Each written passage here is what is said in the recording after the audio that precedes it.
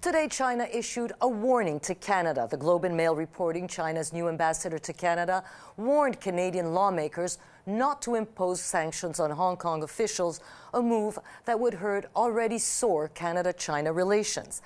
Let's hear from an expert on China speaking at the Security Forum in Halifax.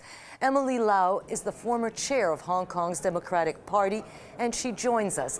Ms. Lau, you are attending a panel today on Chinese tech giant Huawei. Now, there are security concerns with Huawei. Canada has those concerns, and other countries do as well. Now, should Canada be worried about using Huawei to build its 5G network infrastructure here in the country? Well, of course you should be worried. Then you just list out the questions you're concerned about and get Huawei to give you the replies. I don't believe in banning people and cutting them off completely. But if you have legitimate concerns, questions, they should be listed and get them to give you the answers. And if you are satisfied with the answers, then there's no problem. But if you're not, then you have to be very careful. Now, what concerns would you have? If we had to explain it to people who are not experts, what are the concerns of having Huawei in Canada? Well, we have concerns in Hong Kong. I don't use that phone. And some of my friends, people in the pro-democracy movement, also do not use it because they are afraid that by using it, their own personal data would be available not just to the company, but will also be given access to the Chinese government and their intelligence people, and we will be under complete surveillance. I think that is one of our primary concerns.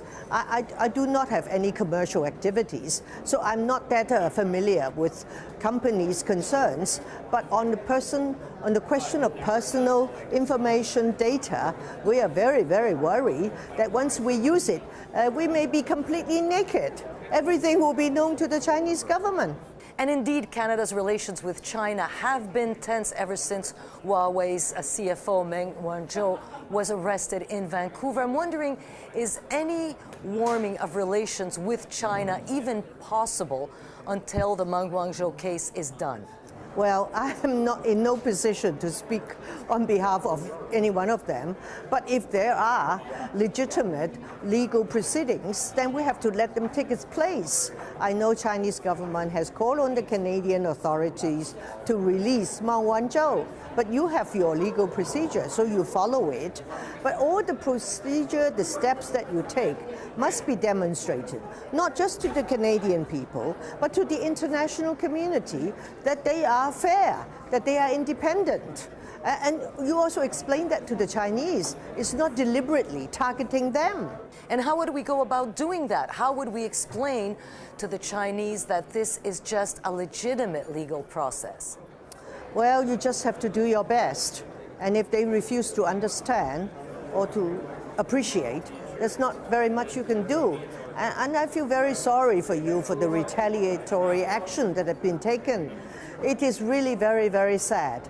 And I certainly hope that you do what you need to do. And when the action is over, then I hope maybe you can move on to something else. I want to go now to the Hong Kong protests. There are 300,000 Canadians living in Hong Kong. Do you expect these protests to die down anytime soon? Well, I think that we all hope the situation would de-escalate, would dial down.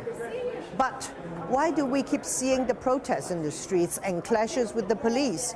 Is that the government of Hong Kong and the Chinese government refuse to address the very legitimate demands of the Hong Kong people. And that is, one of them, to set up an independent commission of inquiry to look into the whole saga.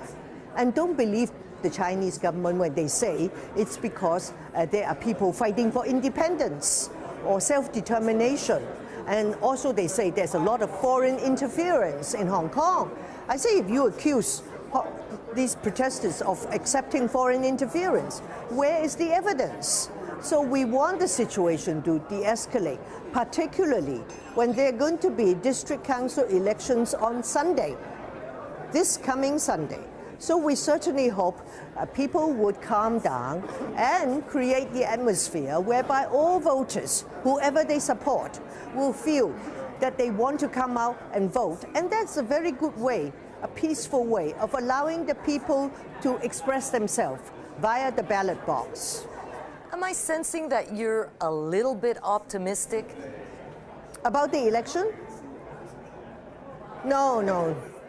About the outcome and about this ending in a peaceful way? Well, that's what we want to see.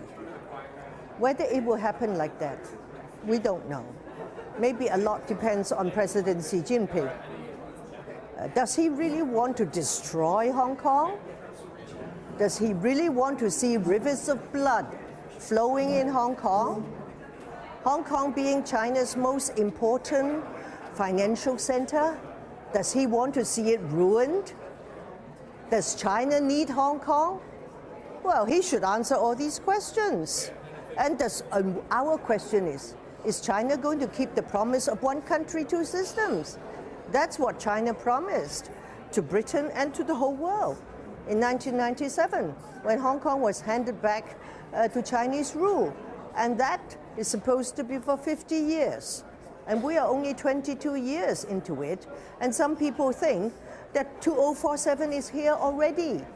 Maybe it's very soon. One country, one system. That's why the protesters, the young people, are so fearful. They are afraid that they will lose all their freedoms, lose the rule of law, lose their personal safety. And that would be dreadful. Emily Lau, this was fascinating. Thank you so much for your time. Thank you.